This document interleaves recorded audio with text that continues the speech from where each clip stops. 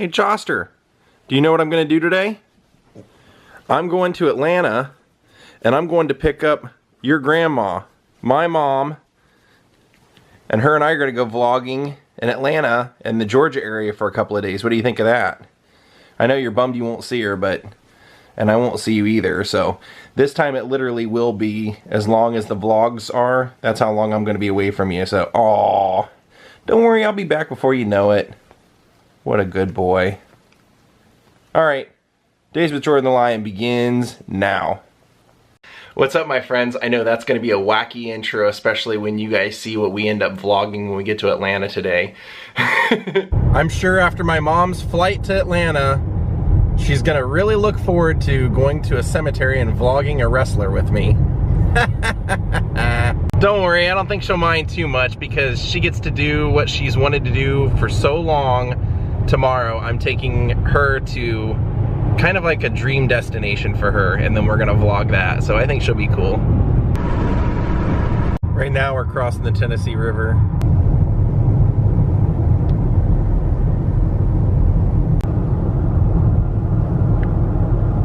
Well, we just entered Georgia. We're getting close, about 2 hours away from Atlanta. All right, we're on 75, headed to downtown Atlanta. There's the Olympic torch up there from when the Olympics were here. In time.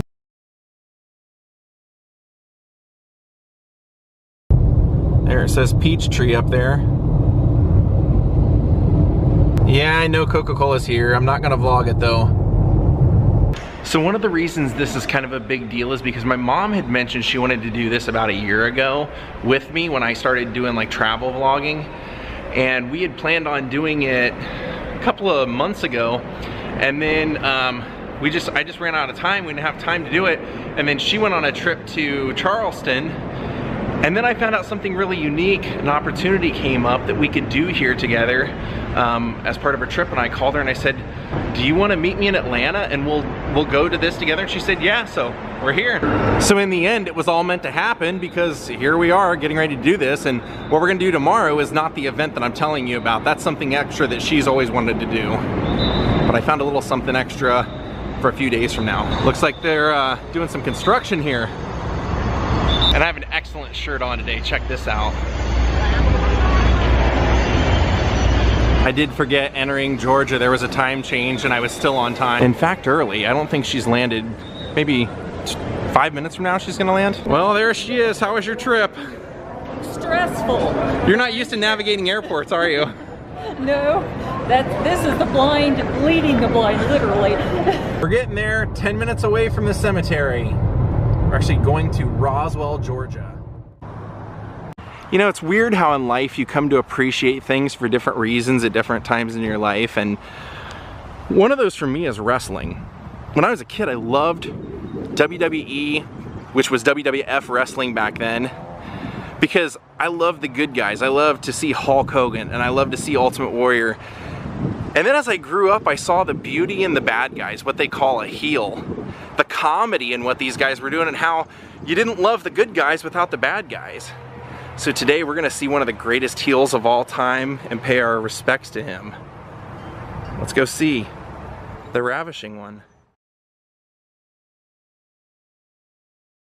And a very sad, untimely death at just the age of 40 years old.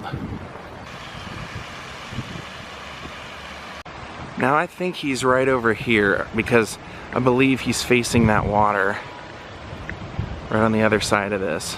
Well, here he is. Richard Rick Rude. Not the R-U-D-E that we knew as his professional name, but this was the man who would always come out taking the ring in a big luscious gown.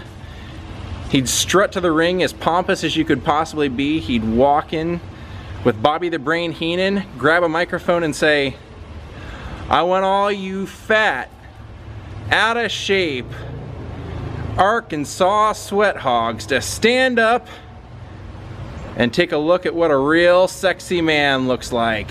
And then he would take his robe off, glistening with oil, and proceed to gyrate his hips while usually wearing some outlandish leotard that had something very interesting in some cases his opponent's wife airbrushed onto them.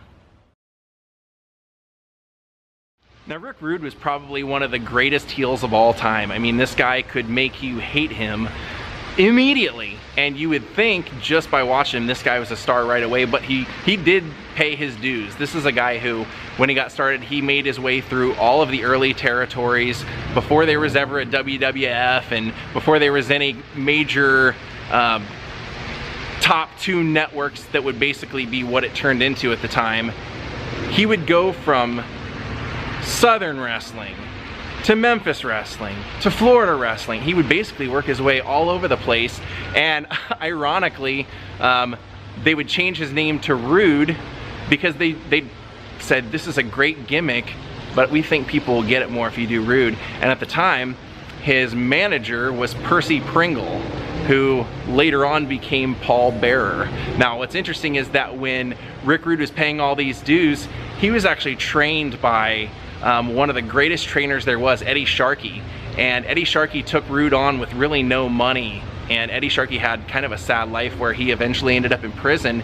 And when he came out, he was having trouble making money, and out of nowhere, I've heard 3 or 4 different people in the business reference that out of nowhere Rick Rude showed up at an event where he knew Eddie Sharkey was going to be with a suitcase full of cash and gave him thousands of dollars in cash as a thank you, not only to get him back on his feet, but also as a thank you for training him and giving him a life and a career. And I think most fans know Rick because of primarily probably his 2 feuds, one being with Jake the Snake Roberts, which was very shortly after he joined WWF, and then of course with the Ultimate Warrior. Now Jake the Snake Roberts had a really unique, interesting approach to that feud, and what they did was they asked, and this was kind of cutting edge for the day, they asked Jake the Snake Roberts' wife if she would be part of this. And she apparently agreed to do it, because what would happen is, part of Rick's gimmick is when he would come out to the ring, they would have pre-selected women from the crowd that they had sign releases, and they had basically went and said, hey, do you want to be on TV? And if they said yes, and they'd say, okay, can Rick Rude pull you up out of the crowd and give you a rude awakening kiss? So that was kind of the gimmick, and they would usually get 3 or 4 women to sign up for this, so that way if Rick, you know, looked out there, if one of the women didn't want to come up last minute, or if he liked one better than the other, then he could change his option. Well, one day he goes out into the crowd, he sees a woman, and he goes up to her and says, how would you like to get a rude awakening? And she says no. And he says, well, who did you come, if you're not here for me, who did you come for? And she said, my husband, Jake the Snake Roberts. And Rick Rude basically lays into berating Jake the Snake Roberts, and as she goes to slap him, Rick Rude grabs her arm, and out from the back, Jake the Snake Roberts comes out. So this is a brilliant gimmick that over the course of months they would play out by Rick Rude having Jake's wife airbrushed onto his tights, and Jake the Snake Roberts would run out and pull the tights off of him. They would have just all kinds of battles, and surprisingly it was only a few months long, because they ended up giving Rick Rude a championship belt just long enough that he could then lose it. And basically this was all part of the Ultimate Warrior feud, which was great because Rick Rude was a legit tough guy. People that knew him said one of the reasons Percy Pringle wouldn't follow him to WWF was because Percy Pringle said Rick Rude had a habit of, he would take his girlfriend on the road before he was married, and they said that he would go in after wrestling an event, he would go into a bar with her, purposely sit away from her so that guys would go up and hit on her so that he could pick fights. And Percy Pringle just said, I just saw this was going to be a bad road to go down. But Rick Rude was, you know, in the locker room, everybody knew he was a tough guy, and if you were a friend of his and somebody talked badly, he'd get in your face about it. And while he was having this feud with the Ultimate Warrior, they were supposed to do, as one of their very first things, it was like a pose off. Right in the middle of the ring, they were going to come out and they were both going to do the same poses, and they had a flex bar and everything, and they come out to do it, and Rick Rude does his poses, and then what they had planned was that Ultimate Warrior would, as he was doing his poses, Rick Rude would spray this oil, this like tanning lotion, into Ultimate Warrior's eyes and then start beating him with the bar. Well, Ultimate Warrior was known for not playing ball, and when Rick Rude went to spray all that in his eyes, Ultimate Warrior wouldn't go down. And in fact, they said he opened his mouth and started acting like he was eating it, and this just set Rick Rude off. So when Rick was supposed to beat him with the bar, he really did beat him with that bar to send a message. And that was something that Andre the Giant had done to the Ultimate Warrior as well, but that ended up being something that probably Rick Rude will wish he didn't do, because he got a reputation for being a guy that would do that. And people said later on, when Rick Rude never got to work with Hulk Hogan, which would have been a really big push for his career, having a feud with Hulk, who was the biggest thing in the world in those days, they said Hulk wouldn't work with him. There's one match out there where they did work together, but they said Hulk was quoted as saying, "I don't want to get in the ring with the Tasmanian Devil," meaning that Rick Rude might not be somebody that you could count on to play ball, or you just didn't know what he was gonna do. So Rick was kind of unhappy, and at that time, apparently, Vince McMahon had a meeting with Rick Rude saying that he wasn't real happy with Rick Rude's gimmick or with his look, and Rick was always super cut. I mean, he was always in shape. They said he took this to heart and started doing steroids and got super cut. They said he was eating nothing but vegetables. He was working out multiple times a day, and he came back and he was ripped, and they put him back in a card with Ultimate Warrior, and he ended up tearing his pec muscle, which made him not able to wrestle. Now, they had already booked him on quite a few engagements, and Rick Rude felt that since they were still promoting him, even though he couldn't wrestle, they should be paying him the full price, because they were promoting the show with him in it. At least that's what a lot of people have said at that time. But in reality, Rick Rude also at that time decided that he wasn't happy, and so he quit. And so WWE said, well, he was still under contract. He wasn't officially, we had not signed his release papers, so he was still under our contract. And even though he wasn't showing up even to do promos, he wasn't doing anything on the road, they still paid him something. But Rick was really offended by that and decided to leave and go to WCW, which was the major competition at the time. So Rick went to WCW, got the biggest contract he'd ever had, and sadly, even though they did put a couple of belts on him and he had a good run, he had one fateful match in Japan that would change his life forever. So if you're a wrestling fan, you know exactly what I'm talking about. It was the feud that, well, one of the greatest feuds that Rick had in WCW was with Ric Flair. If you loved heels, this was just hilarious because they were both completely outlandish and egotistical, and it was great. But then he went against one of the great baby faces, somebody who everybody loves, Sting. And they're wrestling in Japan, and apparently Japan would put their rings on a platform, which obviously would raise the floor a little bit. Well, Sting was diving out of the ring over the top ropes, and Rick Rude was going to catch him, and when he came down, he actually came down right where that step was, where the platform started, and it screwed up two of his vertebrae.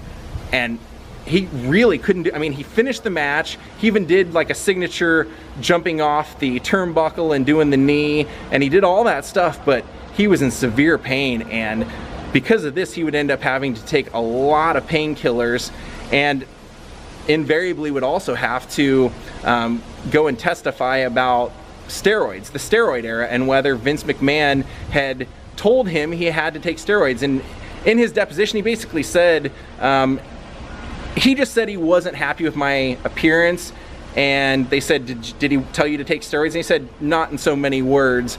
But Rick Rude then got his payoff, and it was sad because he had a huge contract. He was actually getting $300,000 a year for 3 years with WCW, and he was in his prime. He was only 34 years old, and he would really never be able to wrestle at full capacity ever again. Now, this is not the end of the Rick Rude story, because after a couple of years of taking time off, he would continue to exercise because he did believe that he would be able to make a comeback. However, he couldn't wrestle because he had an insurance policy, and in the policy, because of the injury, he wasn't allowed to, and a lot of wrestlers had that same exact insurance company and had the same clauses. People that had injuries, they would negotiate, you know, they said like Animal from Legion of Doom, also known as the Road Warriors in WCW, that he had in his insurance that he was only allowed to wrestle in tag team matches.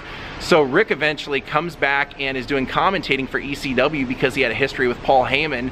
Vince McMahon sees he's back on TV and calls up Bruce Pritchard, who is also Brother Love, and says, call up Rick Rude and get him here in town by tomorrow. And Bruce said, well, what kind of contract do we want to give him? And Vince McMahon says, I don't want to give him a contract. I just want to go day to day. I don't know exactly how I want to use him. Big mistake, Vince. Big, big mistake. So Rick Rude comes back to WWF, and his role is to be Shawn Michaels' bodyguard. His insurance policy, quote unquote, is what they called him. Now this didn't last very long because the Montreal Screwjob happened. If you don't know about that, that was a really famous match where basically Bret the Hitman Hart had always made negotiations with Vince McMahon to take lesser money so that he could remain champion. To him, being the champion was a big deal. And at this time, Vince just couldn't offer Bret, or didn't see Bret as being the earner that was worthy of the contract that Bret wanted, because WCW had made Bret a ridiculously large offer when they were owned by Ted Turner. So they basically agreed to part ways, and Bret the Hitman Hart says, look, my last match is going to be in Calgary, my hometown. I don't want to lose the belt. I don't want to drop the belt in Calgary. Can we do a count out or something, and I'll just give you the belt back? So they agree, after a lot of negotiation, that that's what'll happen. The night comes. It's supposed to be a best of three pinfall match, and each guy, Shawn Michaels and Bret the Hitman Hart, both have a pinfall under them, and Shawn Michaels goes to put Bret the Hitman Hart in his own hold. Vince McMahon runs down, yells for them to ring the bell. Bret wasn't submitting. They ring the bell. Bret the Hitman Hart goes nuts. He spits in Vince's face. He goes backstage and basically doesn't want to talk to Vince. And Vince says, look, you got to talk to me, you got to talk to me. And he finally says, I'm taking a shower. If I come out and you're standing here, I'm punching you in the face. He comes out, there's Vince, he punches him in the face. Well, Rick Rude was a good friend of Bret the Hitman Hart, and he took this as a major insult to Bret. And WCW, seeing good business, said, wait a minute, Rick Rude doesn't have a contract. Everybody that was in the business knew what everybody else was doing because they all talked. So Eric Bischoff says, wait a minute, Rick doesn't have a contract. He's probably angry. Let's make him an offer, see if we can get him to come over here. So they do, and Rick Rude agrees to do it. Now this is really important because WWF in those days recorded their Monday Night Raw program. They recorded the actual matches in advance, and then the commentators would go in on Monday night live in the studio, and then they would live commentate over a pre-recorded video. Well, since they had done this, Rick Rude had appeared in that video. They had already edited it. Everything was getting ready to go. It was about an hour before they were going live. They always had WCW on because WCW started before Raw, and they always liked to know what was going on.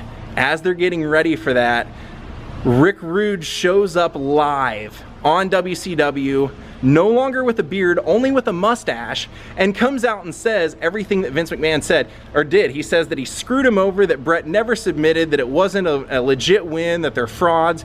Goes on with this whole thing, and they said Vince McMahon looked at the screen and just yelled, "Mother effer," and just couldn't believe that he had made such a bad business decision, because Vince McMahon's all about business. And so Vince McMahon also, I'll give a little bit of credit to, when people have screwed him over in the past, he will forgive them if he thinks it's good for business. If he thinks having them back will make him money, he'll forgive and forget. It's a really interesting policy that most people don't have.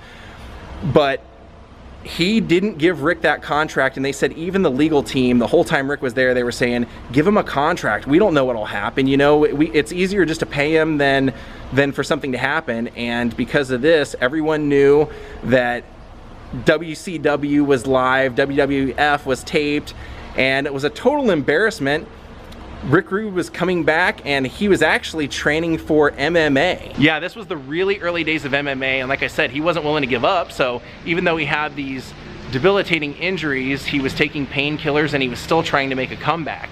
And unfortunately, a lot of wrestlers like Rick had done steroids throughout their career, and then they end up on painkillers. And a lot of guys were known for taking what was called a wrestler cocktail, which was every wrestler around you had pain pills. They just walk by and say, hey, take one of these, take one of these, take one. And next thing you know, you've taken 6 different things that night, and it can take its toll eventually. Well, they said that, unfortunately, in 1999, Rick was preparing to try and make a comeback, and he had woken up, taken his son to school, trained his MMA, and then went out to the golf course and hit a few balls out to the driving links and then went home. And when his wife came home, Shelly, she found him laying on the ground, barely breathing, and called the ambulance. And when they came, they put him in the ambulance. He was shortly revived and then fell into a coma. He was 40 years old, and by the time he would arrive at the hospital, he would be dead. Now, what they said when they did the autopsy was that they said it was a heart attack brought on by prescription drug overdose, possibly because they found empty prescription bottles. That, I think, is worth mentioning, that they were prescription and that it was actually an inconclusive autopsy, and that they basically attributed it to that. But I found an interview with Rob Van Dam, and he said something really interesting. He said Rick was a guy who had developed an interest in doing GHB. A lot of guys back then were doing GHB because, and it wasn't just wrestlers, it was baseball players, football players, because you would get a euphoric feel. It would actually allow you to sleep at night, get a really good night's sleep, and you would lose weight. However, just like anything, you feel good and you decide to do more. And they thought that a lot of people probably abused it, and it did become known as a date rape drug. And Rob Van Dam said every guy that I knew that tried to turn me on to that had a really bad ending. And there was even speculation, somewhat unfounded, that people said, oh, you know, Rick Rude, Ravishing Rick Rude, the great one, committed suicide. And his best friend was Curt Hennig, and Curt Hennig said absolutely not.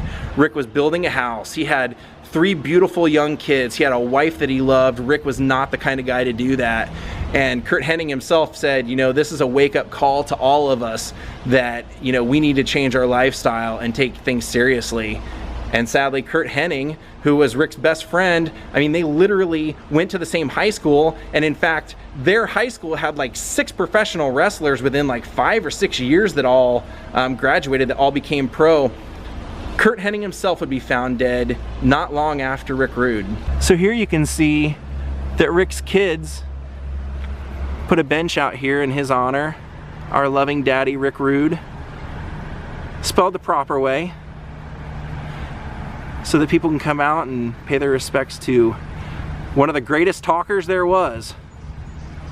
And actually, one of the greatest athletes there really was too. I mean, the guy could really do everything. His physical strength was just unbelievable. I remember when they did that feud with Ultimate Warrior, they cut a promo of Rick Rude basically doing a Rocky workout where he's like hitting the speed bag and it's got Ultimate Warrior's face painted on it, and he's in the ring with the hand pads on Bobby the Brain Heenan, and it's Ultimate Warrior painted on there. And I remember the one that really blew me away was when they show Rick Rude doing one of those rope climbs, and he's only using his arms. Like, he's only using his hands. The legs are just hanging out there. He's not using the full body. And I found an interview with Bruce Pritchard where he says, you know, that's a hard thing to do anyway, but back then the WWE production department was not always on their game, and it was really often that you would have a moment where you'd have somebody do something extraordinary like that, and then one of the guys would say, oh, can he do it again? We didn't get that shot. And he goes, so Rick had to do that 4 or 5 times and was just a great sport about it, which was saying something, because he could definitely be a hothead, definitely.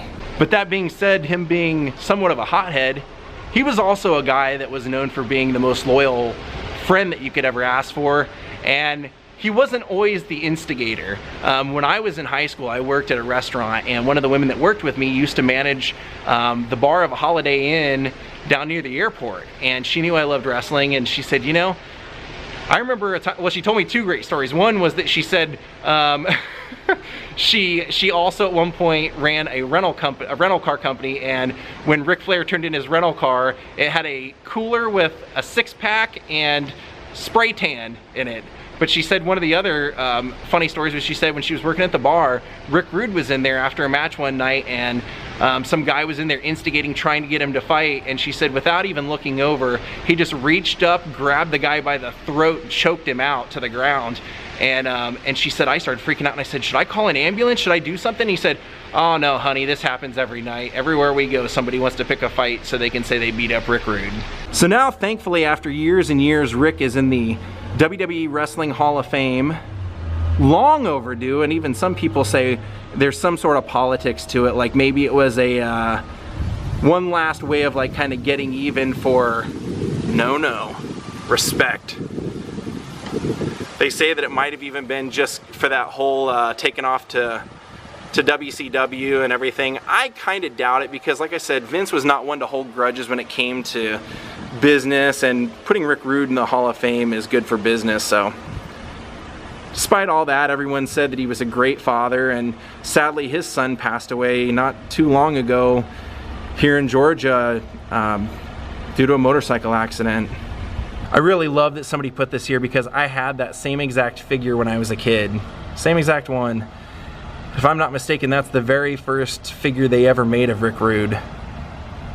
Ravishing Rick Rude.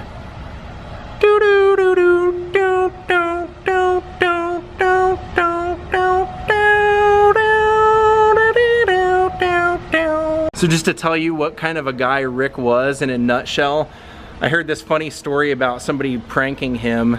It was actually Bruce Pritchard pranking him, and Rick was a guy that nobody ribbed. Like, you knew better, because he could be a hothead.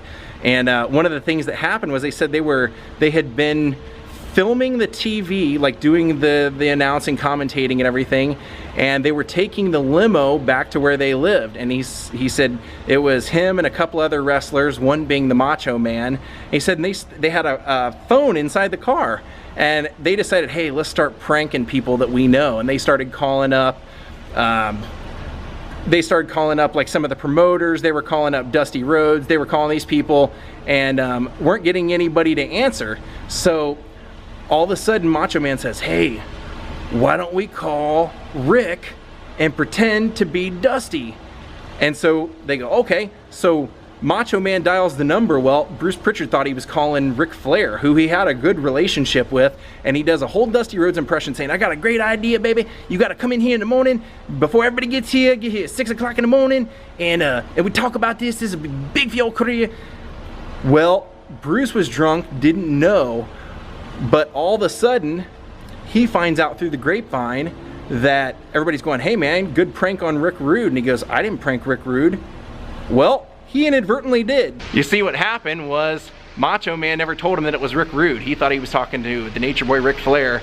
And Rick Rude stayed up all night pacing the floor wondering what this meeting was going to be about, and he actually lived near the offices in Atlanta. Bruce Pritchard said the reason I didn't think anything of us playing that rib was because when I thought it was Ric Flair, I knew Ric Flair lived in Charlotte. He was never going to come to that meeting. Well, Rick Rude did come to that meeting and was pretty mad when he stood around for 5.5 hours when Dusty Rhodes didn't come in until 11:30 and then found out it was a joke. So Macho Man had to call Rick Rude and say, look, this is what happened. He wasn't ribbing you intentionally. It was actually, we were ribbing him not knowing. And so Rick says, put him on the phone. And Bruce Pritchard said, I got on the phone and Rick tore into me and said, I'm gonna rip out your eyes if I ever see you again. And he said, I'm apologizing to him. And he's still saying, I don't care, this will never be done. Until I pay you back, this will never be done. And he said, then a few years later, we ran into each other and everything was fine. We gave each other a hug and Rick had let it all go under the bridge. That was Rick in a nutshell. So rest in peace, Rick Rude. There's nobody like you, man. Nobody. And what a lot of people don't know is that Rick Rude was a devout man of God. And in fact, Stunning Steve Austin, later known as Stone Cold Steve Austin, when they would travel the territories together, they said, Steve would laugh and he said, you know, Rick would sit in the back smoking his weed because that's what Rick liked to do. He said, you know, it was funny because he said he didn't really drink that much that often, but he did like to partake in the herb. And he said, I remember sitting up front and talking to another wrestler, and we're sitting there laughing and yucking it up, and I'm throwing out GD this and GD this, because he goes, that's just the way I talk, you know, I don't even notice I'm doing it. And he said, all of a sudden I hear from the back, while he's holding in a puff, Rick go, for F's sake, Steve, do you have to take the Lord's name in vain? Gotta love it. And you can see right there, it says, in God's loving care. And then right next to him will be his wife, Shelley. Together forever. Well, Mom, you grew up with me. How often did I watch wrestling? How obsessed was I with wrestling when I was a kid? Well, considering the fact that I'm much younger than you, I do remember, though, that you did have a whole lineup in your windowsill of all of those. Starting with Mr. T, your big Mr. T figure. Yeah. But back then it was all about the Ultimate Warrior. I was a big Ultimate Warrior fan, which is like kind of what I was saying at the beginning is It's funny how when you get older you appreciate different people for different things, and now I've come to really respect Rick Rude probably more so than ever. And that was the sit down, you and Daryl sitting down to watch all the wrestling. And we went to it. I remember seeing Rick Rude at the now destroyed Hera Arena.